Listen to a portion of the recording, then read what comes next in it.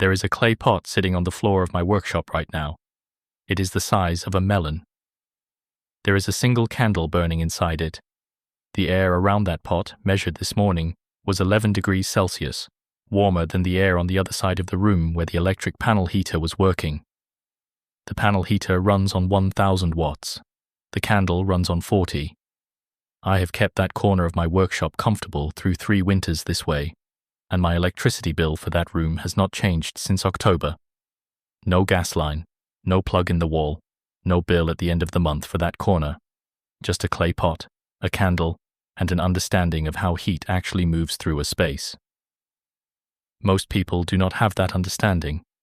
The companies that sell you warmth have spent a great deal of money making sure you never get it. My name is Alex Wong. I'm Chinese. I spent 14 years doing renovation and repair work under a master tradesman who believed that a man who could not explain why something worked had no business doing it.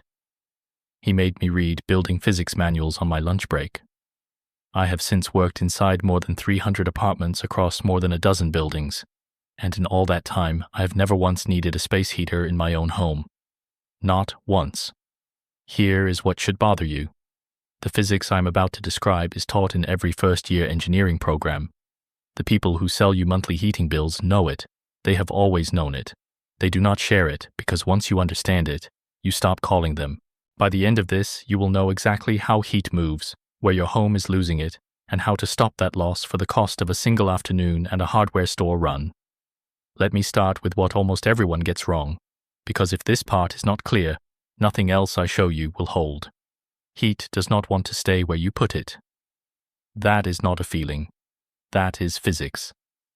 Heat moves from warm to cold by 3 mechanisms, and understanding each one is the difference between a home that holds warmth and a home that burns through money.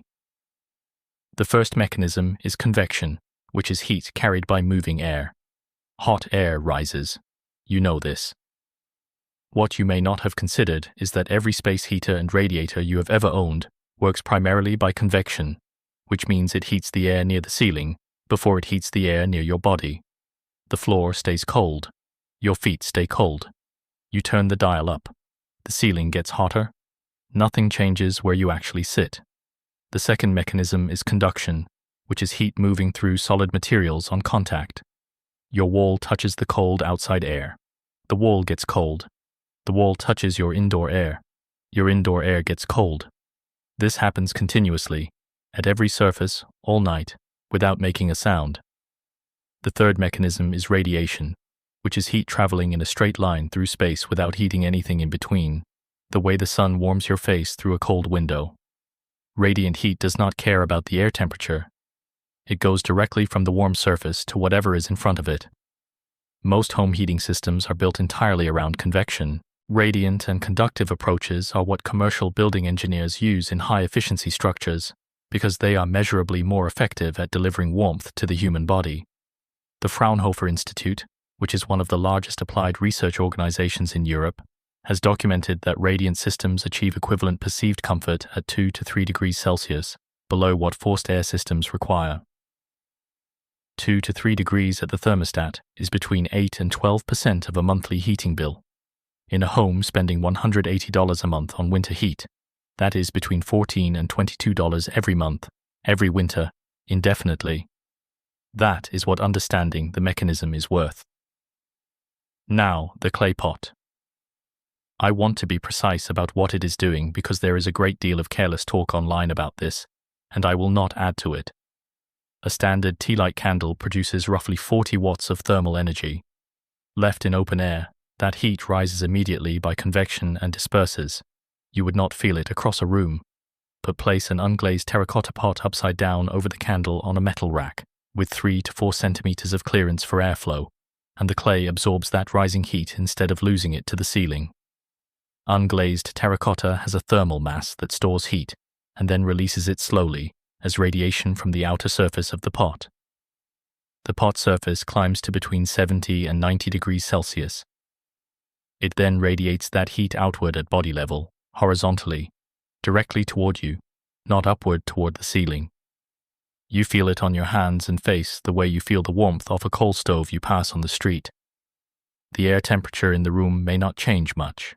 You will not notice, because your body is being heated directly. 2 nested pots, one smaller inside, one larger with a small gap between them, push the outer surface temperature higher because the air trapped between the pots acts as an additional layer of heat accumulation. A nested 2-pot setup above 3 tea light candles will heat a person seated within 1 meter of it more effectively than a 1,000-watt convection heater aimed at the same chair from across the room. Set the unit at floor level in front of where you sit, not on a table above you. Radiant heat travels in straight lines from the surface. Angle matters. A fireproof tile underneath, 60 centimeters of clear space around it, and you have a working radiant heater for approximately 3 cents an hour. Here is where most people stop, and it is the wrong place to stop. The clay pot solves the evening cold in a specific seat. It does not solve the slow conductive bleed that happens through your walls and floors all night while you sleep. That is a different problem, and it has a different fix. In every apartment I have worked in, the single largest unaddressed heat loss is not the windows, not the front door, not the thermostat setting. It is the wall that shares a surface with an unheated space. The stairwell, the storage room, the parking structure. Those walls are never warm because the space on the other side is never heated. And a cold wall is not neutral. A cold wall actively pulls heat out of your room by conduction and by radiant cold surface effect, drawing warmth toward it continuously. Put your palm flat on every interior wall in your home on a cold morning. The walls shared with other heated apartments feel neutral. The walls shared with unheated spaces feel noticeably cooler. Every degree of difference you feel on that wall surface is warmth leaving the room. The fix is a thermal break. A sheet of rigid foam insulation board, the kind sold in any hardware store for $4 to $6 per sheet, slid behind the wardrobe or sofa that already sits against that wall. You do not mount it. You do not glue it. You slide it in. The foam has a thermal conductivity of approximately 0.04 watts per meter Kelvin, which means it conducts almost no heat at all. The cold wall stops pulling warmth from the room. I measured a sustained temperature difference of 1.8 degrees Celsius overnight in a client's bedroom after a single foam sheet went behind the wardrobe. That client had spent 2 years complaining about a cold bedroom. The sheet cost $5. The floor is the one nobody mentions. In any apartment built on concrete, the floor surface in January sits at 6 to 8 degrees Celsius. That surface radiates cold upward at your feet and ankles every hour you spend in the room. A dense area rug with a felt pad underneath breaks the conductive contact between the cold slab and the room air. The pad does more work than the rug. A bare rug on cold concrete is a thin cover over a cold radiator. A rug with a quality felt pad creates a genuine dead air barrier, and dead air is one of the best insulators available anywhere at any price. I have measured floor surface temperatures of 7 degrees Celsius on bare concrete and 14 degrees over a padded rug in the same room on the same morning. 7 degrees of difference at the level where your body sheds the most heat when you are sitting. A felt rug pad for a medium room costs between $10 and $20 at any flooring supply. It is among the most cost-effective thermal interventions I know, and it requires no tools, no skill, and no explanation to a landlord. Lay it down. The room changes. So here is your weekend in order. First morning, walk every room with your palm flat. Find the cold walls. Those are your priority. Purchase 1 sheet of rigid foam per cold wall section and slide it behind whatever furniture already sits there. Purchase a dense rug pad for any concrete or tile floor where you spend time.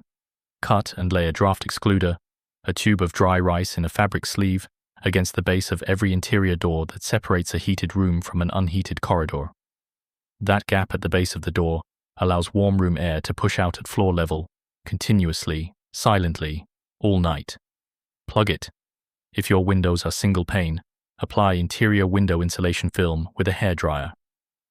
The United States Department of Energy has documented 30 to 50% reduction in heat loss through single pane glass from interior film correctly applied. A kit covering 2 windows costs $8 to $12. Then build the clay pot unit for the room where you spend your evenings. 2 unglazed terracotta pots, nested, on a metal rack over 3 tea lights, on a fireproof tile at floor level in front of your chair. Close your curtains at sundown, all the way to the floor. Glass at night is a cold surface radiating into the room. The curtain closes that off. Total cost for all of this, first time, is under $60. Running cost after that is candles, which is approximately 90 cents a week.